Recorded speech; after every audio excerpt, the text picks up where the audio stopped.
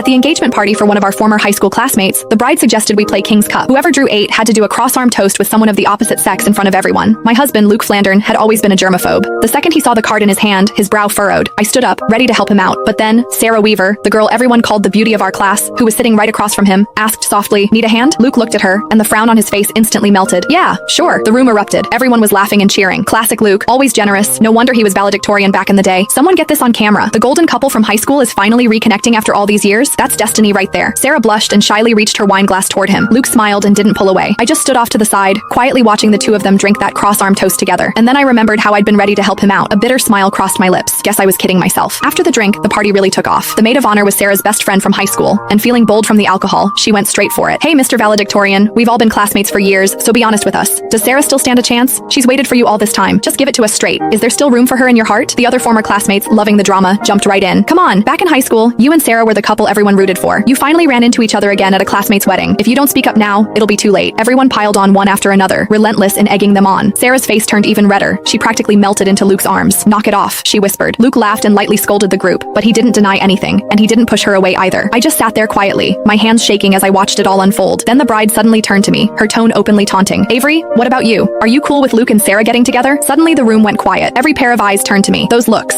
curious, mocking, hungry for a show, yanked me straight back 10 years, to the day Sarah confessed to Luke. I remembered it like it was yesterday. It was a sunny afternoon during gym class. In front of everyone, Sarah laid her heart out to Luke. At the time, Luke was already my boyfriend. Too embarrassed to turn her down directly, he shot me a helpless look. Acting on instinct, I stepped in front of him. "Sarah, Luke doesn't like you. Please stop putting him on the spot." Sarah froze. Her eyes went red, and tears immediately started streaming down her face. Luke's expression shifted too. Without a second thought, he shoved me aside and ran after her. The people around us immediately started whispering, "Avery's out of line, don't you think? What does who Luke likes have to do with her? She's such a busybody. For real, who does she think she is? Just because she sits next to Luke, she acts like she owns him. So gross." I stood there helplessly, trying to explain that I wasn't just his desk mate. I was Luke's girlfriend. But just then, Luke came back to grab some tissues. He heard what I said and stopped in his tracks. "She's joking." He said it to the classmates around us, defining our childhood sweetheart relationship of a year and 8 months with a single sentence. For that entire gym class, I endured the strange looks from everyone around me until I wished the floor would open up and swallow me. That night, I hid in my room and cried by myself when Luke knocked on my door. He apologized, saying he hadn't meant it that day. He just didn't want everyone gossiping about us, so he hadn't admitted we were together. He also said I shouldn't have been so harsh with Sarah. She had cried for a long time afterward, and he couldn't stand seeing her like that. In the end, he gave me a braided bracelet and made me a promise that once we graduated, he would officially tell everyone we were a couple. 10 years later, that braided bracelet was still wrapped around my wrist. I snapped back to the present. The bride was still defending her best friend. "Sarah, don't try to stop me. Back in high school, Avery was always causing problems. If she hadn't gotten in the way, you and Luke would have been together ages ago. You never would have had to wait this long. Avery ruined your happiness. Today, I'm getting to the bottom of this. Avery, answer me. Do you support Luke and Sarah being together or not?" The bride glared at